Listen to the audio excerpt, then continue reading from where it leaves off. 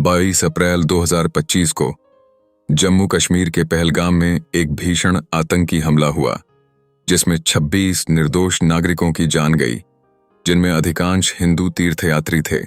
इस हमले की जिम्मेदारी कश्मीर रेजिस्टेंस नामक संगठन ने ली, जिसे भारत ने पाकिस्तान समर्थित आतंकवादी समूह बताया। इस घटना ने भारत को गहरे शोक और आक्रोश में डाल दिया। 7 मई 2025 को भारत ने ऑपरेशन सिंदूर के तहत पाकिस्तान और पाकिस्तान अधिकृत कश्मीर में 9 स्थानों पर सटीक मिसाइल और हवाई हमले किए। इन हमलों का उद्देश्य लश्कर-ए-तैयबा और जैश-ए-मोहम्मद जैसे आतंकवादी संगठनों के ठिकानों को नष्ट करना था। प्रमुख लक्ष्यों में बहावलपुर, मुरिदके और मुजफ्फराबाद शामिल थे। भारतीय वायुसेना ने राफेल जेट्स का उपयोग किया, जो एस्कैल्प क्रूज मिसाइलों और AASM हैमर बमों से लैस थे। यह अभियान मात्र 23 मिनट में पूरा हुआ। पाकिस्तान ने इन हमलों को युद्ध की कार्रवाई करार दिया और दावा किया कि भारत ने नागरिक क्षेत्रों जैसे मस्जिदों और स्कूलों को निशाना बनाया, जिससे 31 नागरिकों की मौत हुई और 57 घायल हुए।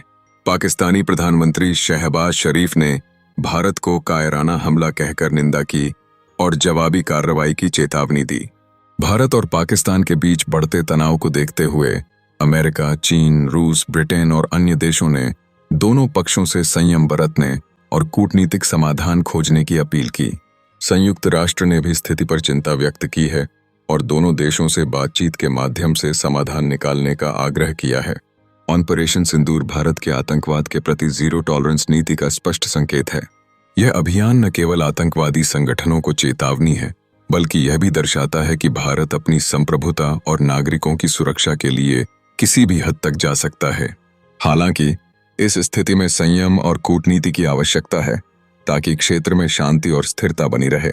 ऑपरेशन सिंदूर अब सिर्फ एक सैन्य कार्रवाई नहीं रह गई।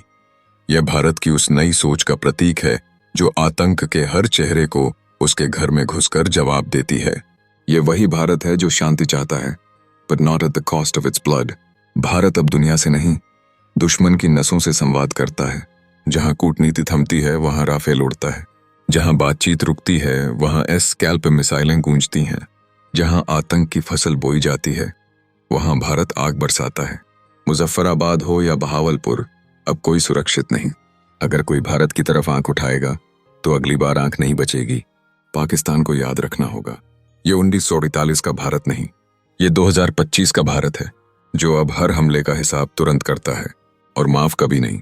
ऑपरेशन सिंदूर सिर्फ जवाब नहीं था, ये एक घोषणा थी कि भारत अब इंतजार नहीं करेगा, भारत अब वार करेगा।